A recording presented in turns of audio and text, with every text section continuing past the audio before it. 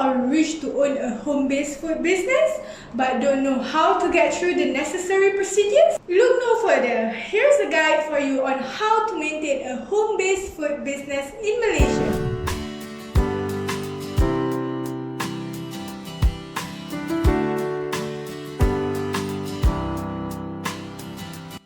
Before we start, don't forget to like this video and subscribe to our channel. Let's head on to the video. Do you have a home-based food business, or are you trying to start up a home-based food business? Do you know the certificates that you need to start a home-based food business in Malaysia? If you don't, this is a video you will need to watch up until the end. Back in 2021, COVID-19 leads to the loss of income for Malaysians. Thus, the most promising industry to dive at that time would be food and beverage. So many Malaysians have become self-taught foodpreneurs. But with the surge of at-home food businesses, customers are at risk if sellers don't take precautions. Therefore, this is a helpful guide that has been released from the Ministry of Health Malaysia so that all food operators at home can practice safe food handling. So follow these guides on the certifications your home food businesses needs. So these are the basic requirements for at-home food handlers. So number 1 would be Suruhanjaya Syarikat Malaysia, which is SSM. Number 2 would be Food Safety Information of Malaysia, which is FOSIM. Number 3 would be anti-typhoid vaccine injection. Number 4, you might not know this, but you have to attend food handling course by any MOH approved food handling training school. Number 5, practice food safety and health advice from MOH. Number 6, conduct regular self-evaluation advised by MOH.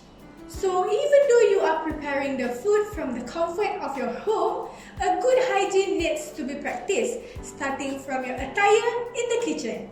So you should wear a clean clothes, and then use a clean and fitting head covering.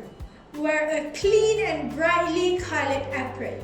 The most important thing, you need to wash your hands before, during, and after handling foods. Clean your hands with soap every time after visiting the toilet. And make sure keep all your utensils clean. So now, do you know where you can store your raw materials? Firstly, you must separate all the raw materials intended for your customers from those your household use. Another good practice is to label each raw material clearly and practice the first in and first out rule. As for cold storage raw materials, please follow the guidelines. Please make sure there is adequate space or procure raw materials daily. Always check the temperature, throw away all immediately cooked materials if electricity cuts off. Keep raw materials in separate container for easy handling. Do not overstuff your frozen food in the freezer or fridge. Moving on to the food packaging for home-based food business. Number 1, it has to be food safe grade.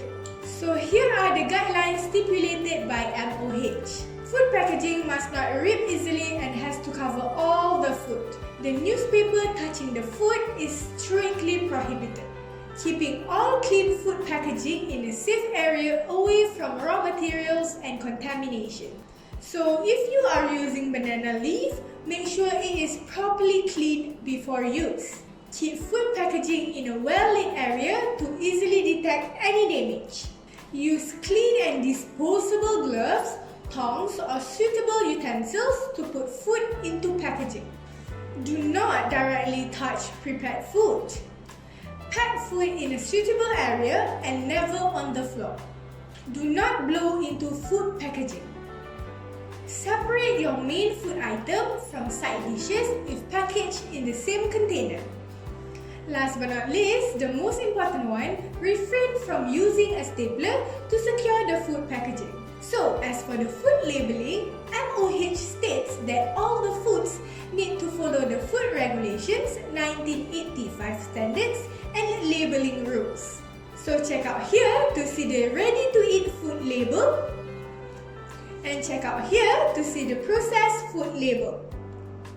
So even though no authorities will check up on your kitchen, you must be a responsible seller for the sake of your consumers.